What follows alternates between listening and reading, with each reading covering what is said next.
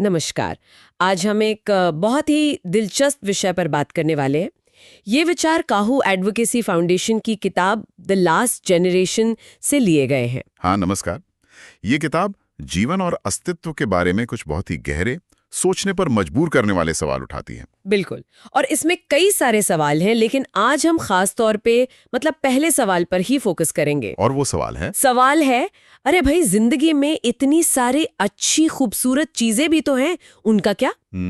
ये सवाल तो लगभग हर कोई पूछता है या सोचता है ना? हाँ बिल्कुल, और लगता भी जायज है। हम सब ने महसूस किया है, दोस्तों के साथ मजाक, किसी अपने का साथ, अच्छा खाना, संगीत, ये सब चीजें। हाँ, सूर्यास्त देखना, कोई अच्छी किताब पढ़ना। एग्जैक्टली।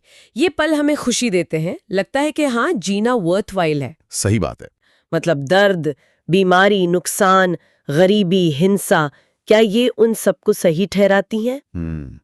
क्या ये अच्छे पल इतने ज्यादा वजनदार हैं कि वो बुरे पलों को बैलेंस कर दें?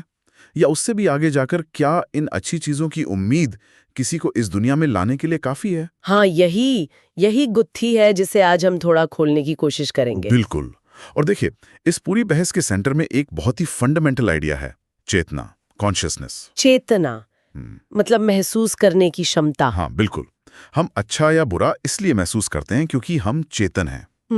लेकिन जब तक हम पैदा नहीं होते, जब तक हम अस्तित्व में नहीं हैं, तब तक चेतना नहीं होती। अच्छा। तो इसका मतलब ये हुआ कि पैदा होने से पहले न तो हमें किसी अच्छी चीज के न होने का दुख होता है, न किसी बुरी चीज का डर। चॉकलेट आइसक्रीम नहीं मिल रही है, इसका तो किसे होगा अगर कोई महसूस करने वाला ही ना हो। हाँ, ये बात तो सोचने वाली है। कमी महसूस करने के लिए भी किसी का होना जरूरी है। एग्जैक्टली। तो ये अच्छी चीजों का ना होना, ये तब तक प्रॉब्लम है ही नहीं जब तक आप किसी को अस्तित्व में नहीं लाते। प्रॉब्लम तो तब शुरू होती है जब चेतना आती है और उसके साथ अच्छा और बुरा दोनों महसूस करने की काबिलियत आ जाती है।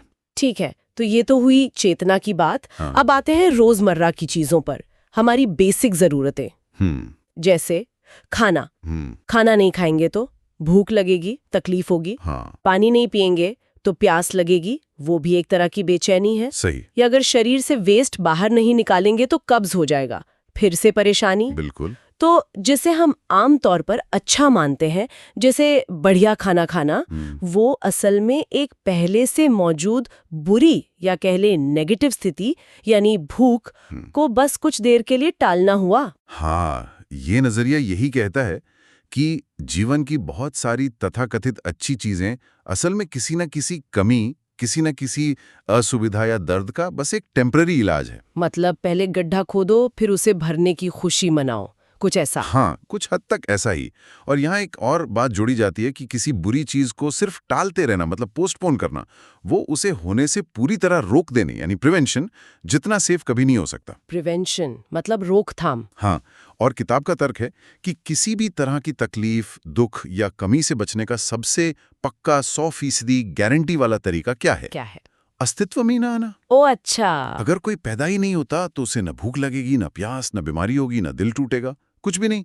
ये अल्टीमेट प्रिवेंशन है। लेकिन सुनने में ये जितना सीधा लगता है उतना है नहीं ना, क्योंकि हम सबके मन में तो यही आता है कि भाई जिंदगी में मुश्किलें हैं, माना, पर अच्छी चीजें भी तो हैं। हाँ, ये कॉमन रिएक्शन है। हम हमेशा ये सोचते हैं कि अपने बच्चों के लिए दुनिया को बेहतर कैसे बनाएं, उन्हें खुश कैसे रखें।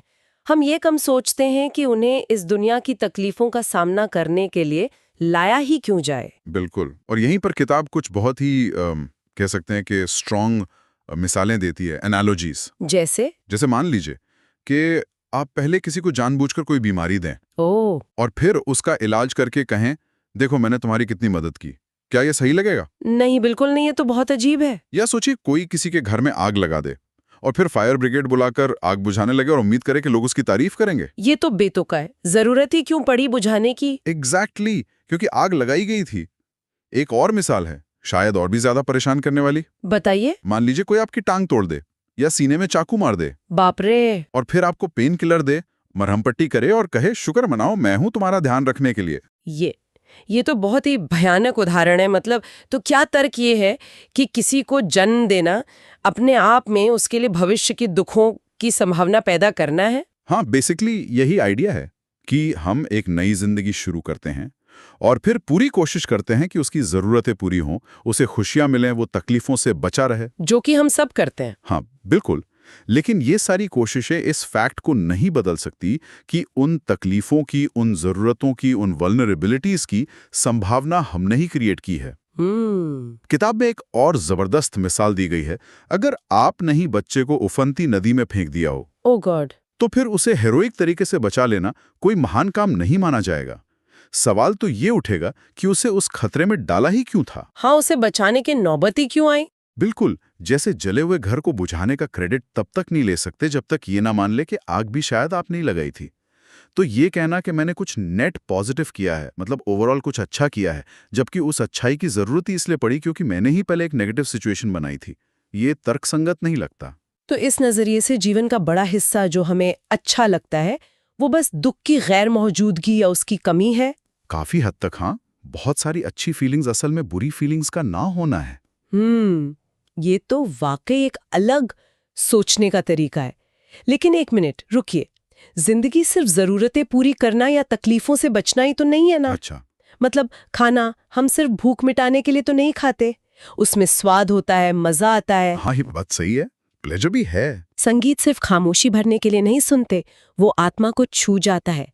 ये चीजें तो सिर्फ किसी कमी को पूरा नहीं कर रही ना? आप बिल्कुल सही कह रही हैं। ऐसे अनुभव हैं जो अपने आप में सुखद हैं, आनंददायक हैं, लेकिन किताब इस पर भी एक एंगल रखती है। क्या? कि भूख का एहसास ही हमें भोजन का असली मजा लेने की क्षमता देता है। अगर हमें कभी भूख ही ना लगे तो शायद सबसे लजीज खाना भी ठीक ठाक ही लगे। हो सकता है। पर इसके साथ एक रिस्क भी जुड़ा है। जिस चीज से हमें खुशी मिलती है, उसके छिन जाने का डर या उसके ना मिलने का दुख, वो भी तो साथ आता है। मतलब? सोचिए, अगर आपको पता चले कि आप अपनी सबसे फेवरेट डिश, मान लीजिए वो बिरयानी या वो आइसक्रीम, अब कभी नहीं खा पाएंगे, अरे नहीं। तो एक दुख होगा ना, एक कमी महसूस होगी। हाँ, बिल्कुल होगी। तो जीवन के जो सुख हैं वो भी हमेशा इस जोखिम के साथ आते हैं कि वो हमसे लिए जा सकते हैं या उनके ना होने पर हमें तकलीफ हो सकती है। अच्छा, तो मतलब खुशी भी रिस्की है, सुख भी एक तरह का जुआ है इस नजरिए से? हाँ, इस दृष्टिकोण से देखें तो कह सकते हैं। और शायद सबसे चिंता की बात यह है कि इन जोखिमों की जिम्मेदारी कौन लेगा।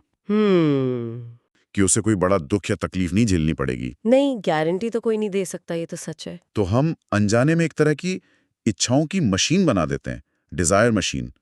हमें नहीं पता कि उस बच्चे की इच्छाएं कितनी तेज होंगी, कितनी गहरी होंगी, और अगर वो पूरी नहीं हुई तो कितनी तकलीफ देंगी। और ये भी नहीं पता कि वो पूरी हो भी पाएंगी या नहीं। बिल्कुल।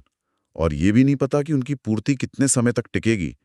और शायद सबसे डिस्टर्बिंग सवाल, क्या वो इच्छाएं दूसरों को नुकसान पहुंचाए बिना पूरी हो सकती हैं? ये भी एक बड़ा पॉइंट है, कंपटीशन, रिसोर्सेज। हाँ, क्योंकि कड़वी सच्चाई तो यही है कि दुनिया में बहुत सारी, शायद ज्यादातर इच्छाएं अधूरी रह जाती हैं, जिससे दुख होता है, फ्रस्ट्रेशन होती है। और कई बार एक की खुशी दूसरे के दुख का कारण बन जाती है। हाँ, जाने अनजाने। तो ये पूरा पैकेज है। तो अगर हम इसे समेटें, जो हमने काहू एडवोकेसी फाउंडेशन की किताब द लास्ट जनरेशन के इस पहले सवाल, जीवन की अद्भुत चीजों का क्या पर बात की, तो निचोड़ क्या निकलता है? निचोड़ यही है कि हाँ, जीवन में सुखद पल हैं, खूबसूरत अनुभव है, इसमें कोई शक नहीं। लेकिन अस्तित्व में आना, मतलब पैदा होना, अपने आप में जरूरतें पैदा करता है, खाने की, पीने की, सुरक्षा की। ये हमें चोट, बीमारी, दुख के प्रति वल्नरेबल बनाता है। और कई अच्छी चीजें असल में बस बुरी चीजों का इलाज है। भूख का इलाज भोजन, प्यास का पानी, ठंड का कपड़ा। बिल्कुल। और जो चीजें वाकई में सुखद हैं, जैसे प्यार, कला, संगीत, वो भी अनिश्चित हैं। उनके मिलने की कोई गारंटी नहीं, और उनके छिन जाने का या ना मिलने का दुख हमेशा मौजूद रहता है। और वो जलते हुए घर या डूबते हुए बच्चे वाली मिसालें, वो इसी बात पर जोर देती हैं कि प्रॉब्लम क्रिएट करके उसका सॉल्यूशन देने का दावा करना कितना लॉजिकल है। हाँ, वो इसी विरोधाभास को हाईलाइट करती हैं।